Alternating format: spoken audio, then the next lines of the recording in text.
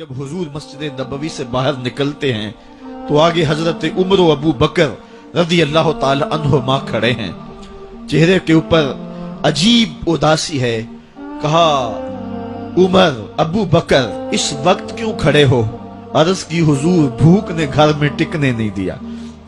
ہم نے چاہا حضور کا چہرہ دیکھ لیں تو کچھ پیاس بجھ جائے، کچھ بھوک مٹ جائے. حضور نے فرمایا میرا حال بھی یہی ہے.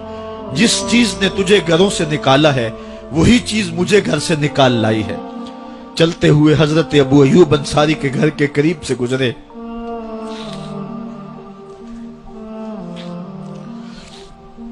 حضور کی خوشبو پا کے وہ باہر آ گئے. عرض کی بندہ نواز آج میرے مہمان نہیں بنتے؟ حضور نے کہا تمہاری مرضی. گھر لے گئے، چٹائی بچھائی، حضور کو بٹھایا، گھر والوں کو بکری کا بچہ ذبح کر کے دیا. کہا جلدی جلدی کھانا تیار کرو، میرے آقا کو بھوک لگی ہوگی. یہ کہہ کے واپس آئے، حضور کے پاس بیٹھے. نظر چہرے پہ پڑی تو گھبرا گئے. نکاحت کے آثار اتنے واضح تھے کہ سمجھ آ رہی تھی کتنے دنوں سے حضور نے کچھ نہیں کھایا. اٹھ کے باغ میں چلے گئے، کھجوروں کا خوشہ توڑا، حضور کے سامنے رکھا.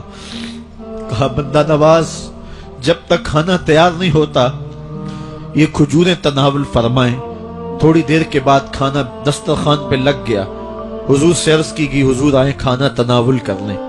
حضور نے دسترخوان پر تشریف فرما ہو کر کے حضور نے کپڑا اٹھایا تو حضور نے جب دیکھا کہ کھانا ہے تو حضور نے ایک روٹی لی اور چند بوٹیاں اٹھائیں اور ایک خادم کو بلا کر کے کہا جاؤ ہمارے گھر دے آؤ، میری بیٹی فاطمہ کتنے دنوں سے بھوکی.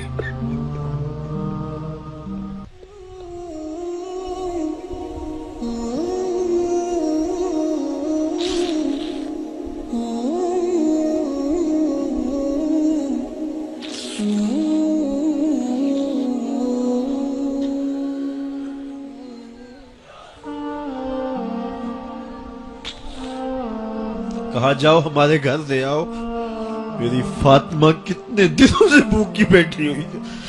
مال کے کونین ہیں گو پاس کچھ رکھتے نہیں، دو جہاں کی نعمتیں ہیں ان کے خالی ہاتھ میں.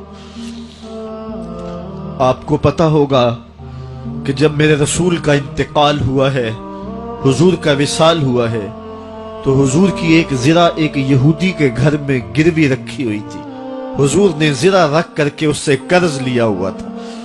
یہ اسلام کی غربت کی کہانی ہے اور پھر اللہ نے اسلام کو امارت کے رنگ بھی دیے.